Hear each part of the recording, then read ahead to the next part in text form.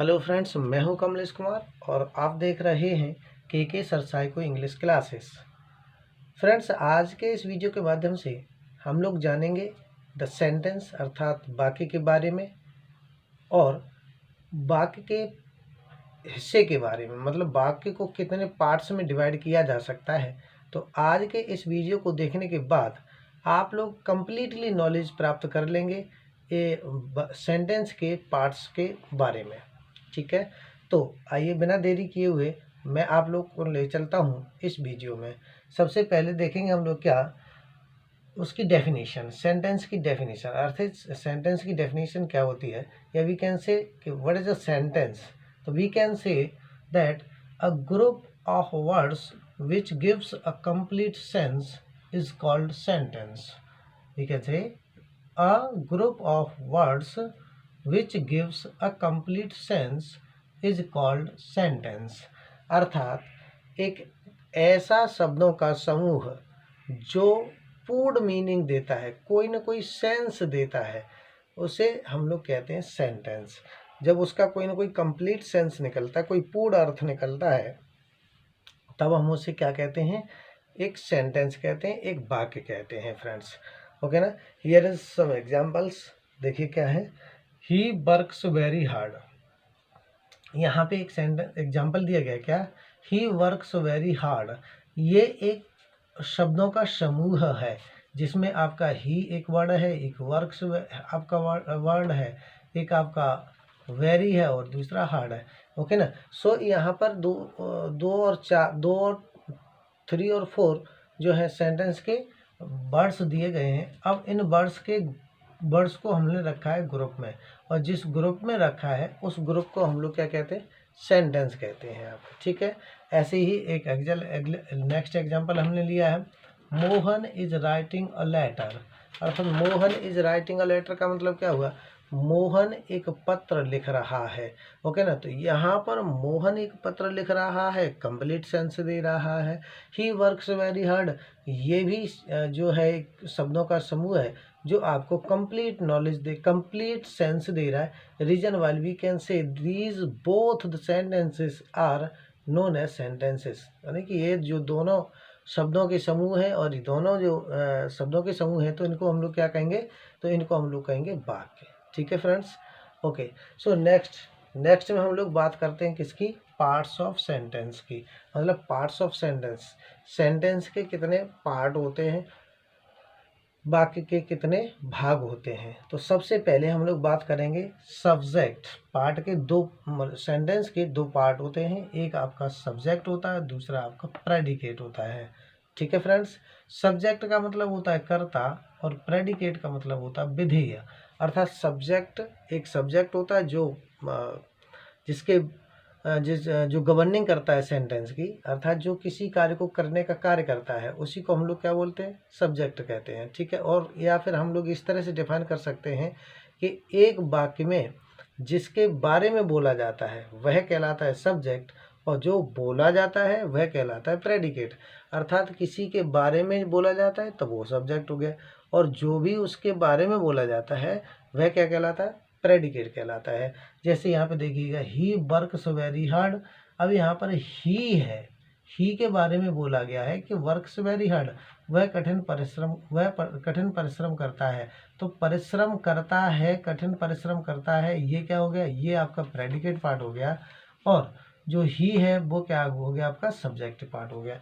ठीक है फ्रेंड्स। तो आप लोगों ने यहाँ पे ये समझा है कि आखिर जो है सब्जेक्ट और एक प्रेडिकेट क्या होता है। तो मैं फिर से एक बार रिवाइज कर दे रहा हूँ कि सब्जेक्ट का मतलब होता है वह शब्द जो क्या करता है, जिसके बारे में कुछ बोला जाता है, और वह पार्ट या वह हिस्सा सेंटेंस का जो कुछ भी बोला जाता है किसके बारे में, सब्जेक्ट के बारे में, वही क्या कहलाता है, प्रेडिकेट कहलाता है फ्रेंड्स। ठीक है।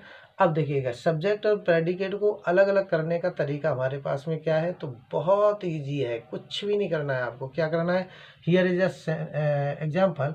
देखिए, Mohan is writing a letter. ठीक है ना। तो आपको सब्जेक्ट और प्रेडिकेट छांटना है अगर, तब क्या करोगे, आपने कहीं पे भी याद रखिएगा 2 चीज़ें। क्या, एक तो याद रखिएगा कि हेल्पिंग वर्ब कहाँ पर है, यदि उसमें कंटिन्यूस सेंटेंस दिया गया है तो यहाँ पे प्रोग्रेसिव सेंटेंस अगर दिया गया है तो आपको क्या देखना है, हेल्पिंग वर्ब देखना है, देन मेन वर्ब की आईएनजी को देखना है। तो यहाँ पर आपकी इज आई हुई है और यहाँ पे आईएनजी आई हुई है, तो इज के बाद वाला जो पार्ट है वो आपका प्रेडिकेट पार्ट हो गया और इज के पहले वाला जो पार्ट है वो आपका क्या हो गया, सब्जेक्ट हो गया। यानी कि मेरा कहने का तात्पर्य ये कि हेल्पिंग वर्ब या फिर मेन वर्ब, या तो हेल्पिंग वर्ब होगी या फिर मेन वर्ब होगी। हेल्पिंग वर्ब या मेन वर्ब के बाद वाला जो पार्ट होता है वो प्रेडिकेट पार्ट कहलाता है और उससे पहले वाला पार्ट जो होता है वो आपका सब्जेक्ट पार्ट कहलाता है। ठीक है फ्रेंड्स, तो दो चीज़ें आपकी क्लियर हुई हैं, एक सब्जेक्ट और दूसरा प्रेडिकेट। अब हम बात करते हैं सब्जेक्ट पार्ट की। जो सब्जेक्ट पार्ट होता है तो सब्जेक्ट पार्ट के भी दो भाग होते हैं। कितने भाग होते हैं? तो दो भाग होते हैं। एक आपका क्वालिफायर होता है और दूसरा आपका हेड वर्ड होता है। माने कि एक क्वालिफायर का मतलब विशेषता बताने वाला होता है और दूसरा आपका क्या होता है, एक विशेषता बताता है और दूसरा जो होता है वो आपका हेड वर्ड होता है, माने कि मुख्य शब्द होता है। ठीक है फ्रेंड्स, कैसा होता है? तो मुख्य शब्द होता है। अब इसमें एक एग्जाम्पल जो दिया गया है, ही वर्क्स वेरी हार्ड, ये एग्जाम्पल दिया गया है। इसमें मुख्य वर्ड कौन सा है आपका? तो ही वर्क्स वेरी हार्ड में ही जो है वो आपका मुख्य वर्ड है। ठीक है, हेड वर्ड जिसको हम लोग कह सकते हैं। अभी इसके आगे क्वालिफायर लगाया नहीं गया है, इसलिए नेक्स्ट सेंटेंस में हम लोग देखेंगे। देखिए जब क्वालिफायर की अगर हम बात करें तो हम लोग कैसे कैसे कह सकते हैं। आप देखिए एक सेंटेंस दिया गया है, all the people of this village are poor. Okay friends, अब यहाँ पे देखिएगा आर, यहाँ से आर पुअर, ये वाला पार्ट आपका क्या है? ये पार्ट आपका प्रेडिकेट पार्ट है, यहाँ से इतना। ठीक है, बाकी का इधर से जो भी इतना ये हमने नोट किया है, all the people of this village, ये क्या है? ये आपका सब्जेक्टिव पार्ट है। अब इस सब्जेक्टिव पार्ट में ये जितने भी पार्ट्स हैं वो सारे के सारे कवर किए गए हैं। ध्यान से देखिएगा, all the people of this village, ये सभी, ये वाला जो पार्ट है आपका, इसमें आपका ऑल द पीपल, जो पीपल हैं वो क्या है? वो है आपका यहाँ पे हेड वर्ड। बाकी के जो भी लिखे गए हैं वो आपके अन्य हैं, वो यहाँ पे हम लोग समझने का प्रयास करेंगे। ऑल द जो है वो क्या है? आपका क्वालिफायर, जो विशेषता बताता है। ठीक है, ऑफ दिस विलेज, ये भी क्या है? ये भी क्वालिफायर हैं और इनमें से कुछ एडजेक्टिव हैं, कुछ डिटर्मिनर्स हैं। ओके फ्रेंड्स, तो let us see here. Okay ना, तो क्वालिफायर का मैं यहाँ से और भी एक एग्जांपल दे देता हूँ आप लोगों को। क्या लिख दिया मैंने? दिस इज अ बॉय, मैंने लिखा दिस इज अ बॉय। ठीक है, this is a boy. Okay, अब यहाँ पे देखो दिस है, जो दिस है ये क्या है? ये आपका सब्जेक्ट हो गया और इज अ बॉय ये क्या हो गया? आपका प्रेडिकेट हो गया। ठीक है, तो क्वालिफायर को अगर हमें समझना है तो इसके दिस के पहले और भी कोई, अगर जैसे आपका एडजेक्टिव है, कोई एडजेक्टिव है, डिटर्मिनर है, या फिर आपका कोई डेमोस्ट्रेटिव एडजेक्टिव है, पजेसिव एडजेक्टिव है, माई, हीज, हर होगा, तब क्या करेंगे? वही आपके क्वालिफायर होंगे। इज दिस क्लियर ना फ्रेंड्स? नेक्स्ट है हमारा क्या, अब हमने क्वालिफायर, हेड वर्ड को और क्वालिफायर को समझ लिया है। अब हम समझेंगे कि क्वालिफायर के अगेन टू पार्ट्स होते हैं। कौन कौन से होते हैं? एक आपका एडजेक्टिव होता है, दूसरा आपका डिटर्मिनर्स होता है। एक क्या होता है? एक एडजेक्टिव होता है और दूसरा आपका डिटर्मिनर्स होता है। तो एडजेक्टिव का मतलब होता है विशेषता और डिटर्मिनर्स का मतलब होता है निर्धारक। ठीक है, ये निर्धारित करता है। ठीक है कि नहीं?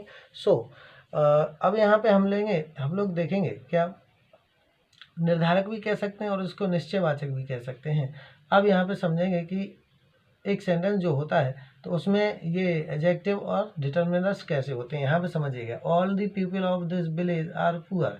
ओके ना, तो यहाँ पे जो ऑल द लिखा हुआ है, ये ऑल क्या है? तो ये ऑल आपका एडजेक्टिव हो गया। द पीपल, अब ये हेड वर्ड हो गया आपका। द क्या है? ये भी एडजेक्टिव है लेकिन आर्टिकल है और ये आपका डिटर्मिनर के अंतर्गत आता है फ्रेंड्स। ठीक है कि नहीं? तो ये जितना भी अभी मैंने आप लोगों को बताया था कि ये यहाँ से जो विलेज से पहले वाला पार्ट है, ये सभी क्या है? ये आपका सब्जेक्टिव पार्ट है। इसमें आपके एडजेक्टिव भी हैं, इसमें आपके डिटर्मिनर्स भी हैं। डेमोस्ट्रेटिव में आपका दिस आया हुआ है, डेमोस्ट्रेटिव प्रोनाउन है, वो डेमोस्ट्रेटिव एडजेक्टिव भी कह सकते हैं और डेमोस्ट्रेटिव प्रोनाउन बेटे, बट यहाँ पर ये दिस जो है वो एडजेक्टिव का काम कर रहा है। ओके ना, तो ये आपका दिस जो है वो डेमोस्ट्रेटिव एडजेक्टिव हो गया। इसी में पजेसिव एडजेक्टिव भी कभी कभार आ जाते हैं और इसी में फिर आपके कभी कभार क्वांटिटेटिव एडजेक्टिव भी आ जाते हैं, आर्टिकल भी इसी में आते हैं। जैसे कि ये आर्टिकल द लगाया गया है, अब ये आर्टिकल है, ये भी आपका क्या है, ये डिटर्मिनर के अंतर्गत ही आता है।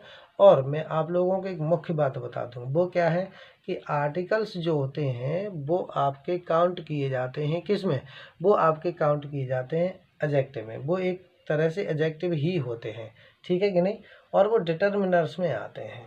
अब हम लोग समझ गए होंगे किसके बारे में, डेमोस्ट्रेटिव डिटर्मिनर्स के बारे में, एडजेक्टिव के बारे में, क्वालिफायर के बारे में, हेडवर्ड के बारे में, सब्जेक्ट के बारे में, इतना हम लोगों ने समझ लिया है, ओके ना।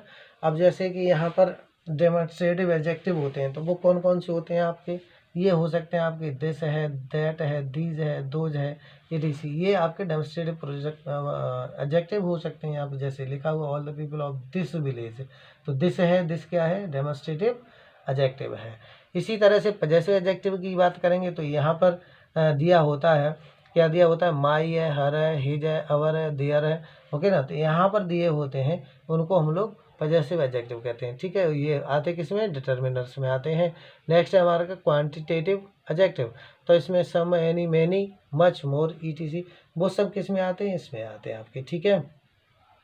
यहाँ तक मैं समझता हूँ कि आप लोगों को समझ में आ गया होगा।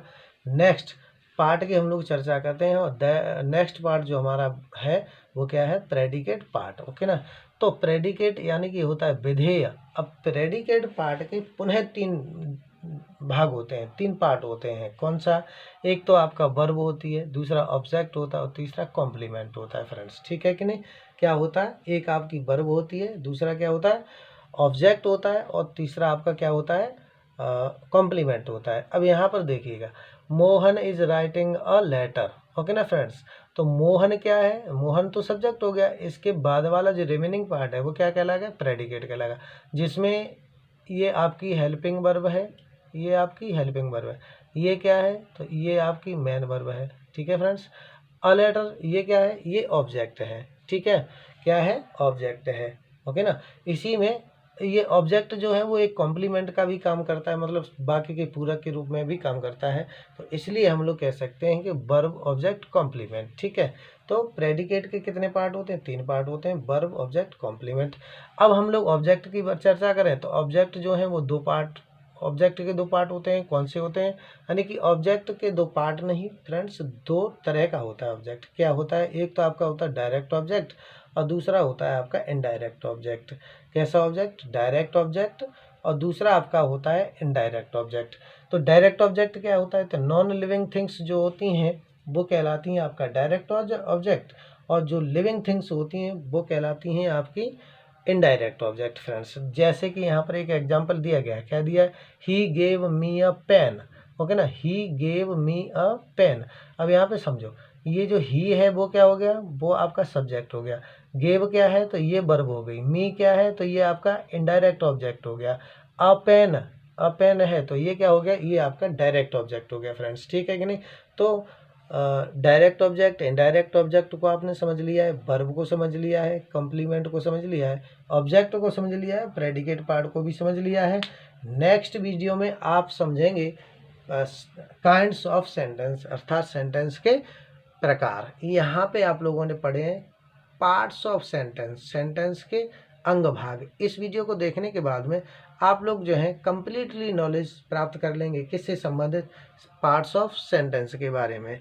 ठीक है फ्रेंड्स, बने रहिएगा मेरे साथ। इसी तरह के वीडियो देखने के लिए सब्सक्राइब कर लीजिए मेरा चैनल के सर साइको इंग्लिश क्लासेस।